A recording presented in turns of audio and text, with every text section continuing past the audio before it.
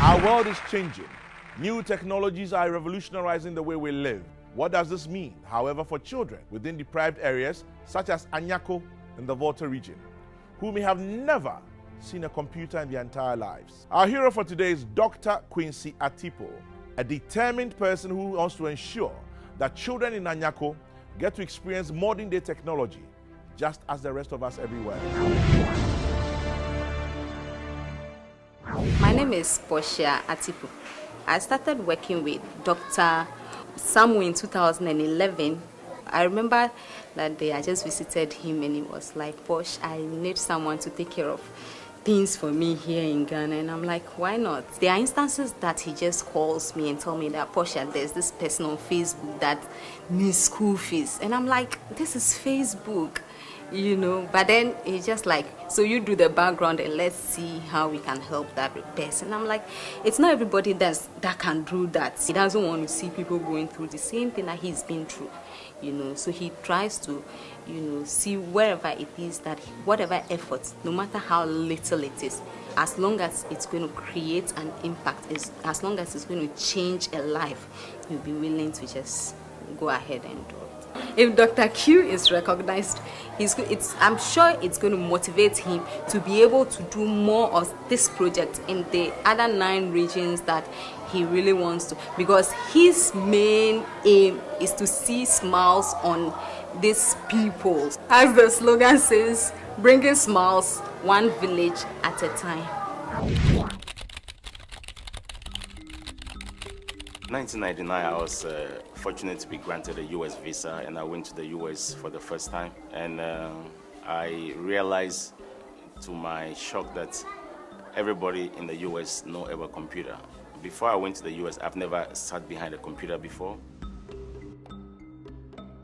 I found it difficult to understand whenever what I read from the book, because there is nothing that I will use to practice what I have learned from the book. So I found it difficult to understand.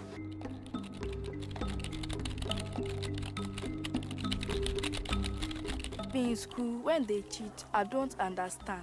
Even if I speak the English, it is too bad. So my friends will be laughing at me. So I made up my mind to stay at home, help my mom do her fishing business, and stay at market too.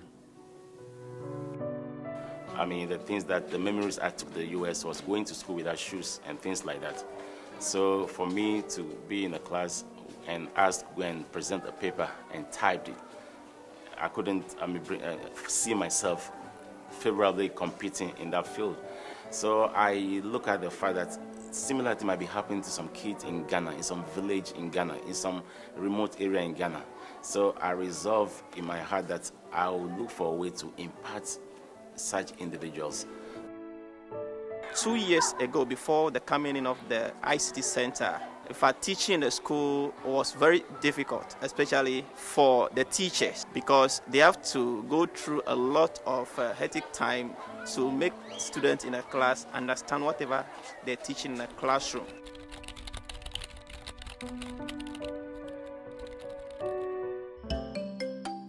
We brought in about 40 computers, a scanner, printers, and some communication gadgets. And in this school alone, I know off the top of my head, it's affecting over 60 students or pupils. But the amazing thing is that it's not only for this school. All the sister schools around bring their kids here to come and learn from the same place. That is what's making so excited. With the computers that we have now, we have software on them, some applications are on it. That helps the student when they come. Teachers are able to use it to explain most of the concept for them, because some of them, the concepts are in a video form. They have to watch the video. Whilst they are watching the video, the teachers will be explaining to them. Some of them also is in a game form, so they have to play the games. Whilst they are playing the games, they are also getting the meaning of whatever they are doing. The effect of this ICT on the community was that in the past, during holidays, parents send their children to Qatar or Accra to have computer classes. But now they are organizing computer classes for them in the holidays. We have the prototype. We have seen Anyako and we have learned from our mistakes. We're going to the other 9 villages. But one of the things we're going to do differently is that when we get the chiefs and the opinion leaders involved, once we get the land, we buy the materials and get the town folks involved in the construction. This way, we can get them to become what? Part and parcel of the whole project. Na miakpo amaba matona. Aba Mr. Tipo matona yo hayo to gbiava do manamia. Nepa nyakwa ha asokle fuduko. De viu ha won wokpo. Shitupa. Now I can favorably compete with my fellow colleagues in the city. I'm happy in school now because of the ICT center. Now I understand when the teachers teach.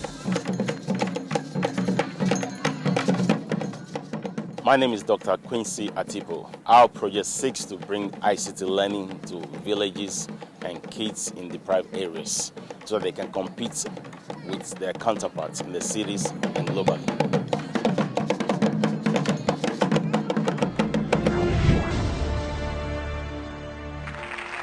We are wrapping up on another episode of the MTN Heroes of Change. I'm sure you have enjoyed watching all the stories and are inspired to also make a positive impact in your society. Remember to follow us on our various social media handles displayed on your screens.